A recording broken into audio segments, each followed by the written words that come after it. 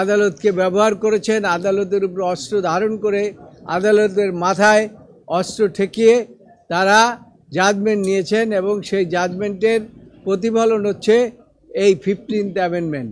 পৃথিবীর বিভিন্ন দেশে সংবিধান সংশোধন হয়, কিন্তু আমাদের দেশের সংবিধান যতবারই অ্যামেন্ডমেন্ট হয়েছে 15, 14, 3rd অ্যামেন্ডমেন্ট, 4th অ্যামেন্ডমেন্ট থেকে আরম্ভ করে সবগুলো সংবিধানই হয়েছে ব্যক্তি স্বার্থকে লক্ষ্য করে, অ্যাকসেপ্ট 5th অ্যামেন্ডমেন্ট।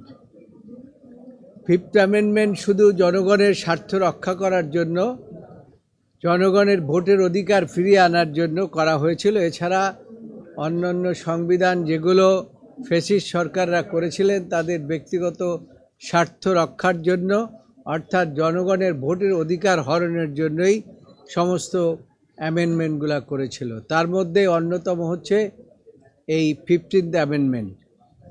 এই সম্পর্কে আজকে আপনারা নিজেরাও শুনেছেন, সকল আইনজীবীরাও শুনেছে, এই আদালত কতগুলো ফাইন্ডিং দিয়েছেন এই জাজমেন্টের মধ্যে, এবং অনেকগুলো রেফারেন্স তিনি পার্শ্ববর্তী দেশ ভারতের দিয়েছেন এবং আমাদের দেশের 41 DLR যে 8th অ্যামেন্ডমেন্ট জাজমেন্ট, সেটা সম্পর্কে তিনি বিস্তারিত আলোচনা করেছেন।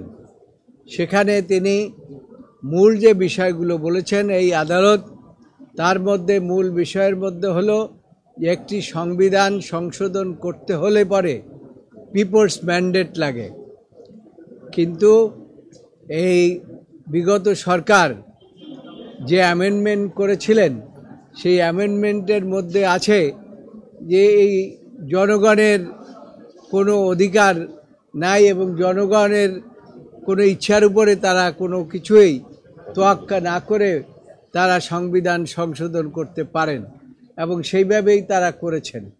এবং তারা সবচেয়ে বড় যে কাজটি করেছেন যে আমাদের আদালতকে ব্যবহার করেছেন। আদালত হচ্ছে বাংলাদেশের এই মানুষের গার্ডিয়ান অফ দি কনস্টিটিউশন। তার কারণ এই গার্ডিয়ান অফ দি কনস্টিটিউশনকে যেন তেন করে ব্যবহার করা যায় না, কিন্তু আমাদের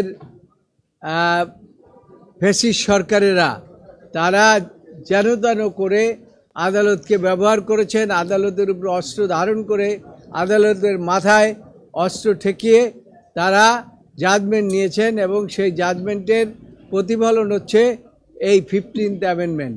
আমরা সেখানে বলেছি, প্রথমেই যেটা বলেছি সেটা হলো যে 15th অ্যামেন্ডমেন্ট যেটা করা হয়েছে, যেখানে আপনার সর্বোচ্চ আদালতে একটা জাজমেন্ট ঘোষণা করা হয়েছিল, আপনারা জানেন, শর্ট অর্ডার দিয়ে। সেই শর্ট অর্ডারের মধ্যে যে জিনিসটি ছিল সেটা ছিল 2 বার অন্তত পার্লামেন্ট নির্বাচন তত্ত্বাবধায়ক সরকারের অধীনে হতে পারে এবং পার্লামেন্ট সেভাবে সংশোধন করবেন। কিন্তু পরবর্তী কয়েকদিনের মধ্যেই সংবিধান সংশোধন হয়ে গেল, কিন্তু আদালতের রায়ের প্রতি অবজ্ঞা করে এই রায়ের প্রতি কোনো তোয়াক্কা করলেন না। পরবর্তীতে যেভাবে সংবিধান সংশোধন হয়েছে সেভাবেই সাবেক প্রধান বিচারপতি খায়রুল হক সাহেব জাজমেন্ট দিয়েছেন, পূর্ণাঙ্গ জাজমেন্ট দিয়েছেন, যেটা এই দেশের জাতি গ্রহণ করে নাই। এবং সেই সম্পর্কেও আমরা এই আদালতে আমাদের বক্তব্য উপস্থাপন করেছি। আদালত পিটিশনারের বক্তব্য শুনেছেন, সরকারের বক্তব্য শুনেছেন, ইন্টারভেনার আমরা আমাদের বক্তব্য শুনেছেন এবং লিখিত যে আর্গুমেন্ট সেটাও তারা নিয়েছেন এবং সেটা নিয়ে সেখান থেকে যে জিস্ট তারা বলেছেন যে এই যে 15th অ্যামেন্ডমেন্ট যেটা করা হয়েছে এটা জনগণের কোনো ইচ্ছার প্রতিফলন ছিল না।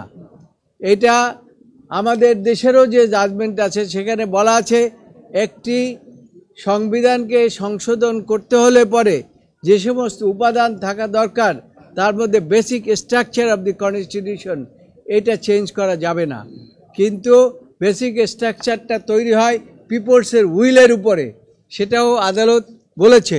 এবং সেই পিপলসের উইলের তারা কোনো তোয়াক্কা করেন নাই, না করেই তারা 15th অ্যামেন্ডমেন্ট করে তারা জনগণের ভোটের অধিকার হরণ করেছেন। যেখানে জনগণ হচ্ছে সমস্ত ক্ষমতার মালিক, সেই জনগণকে অবজ্ঞা করে 15 অ্যামেন্ডমেন্ট করেছেন।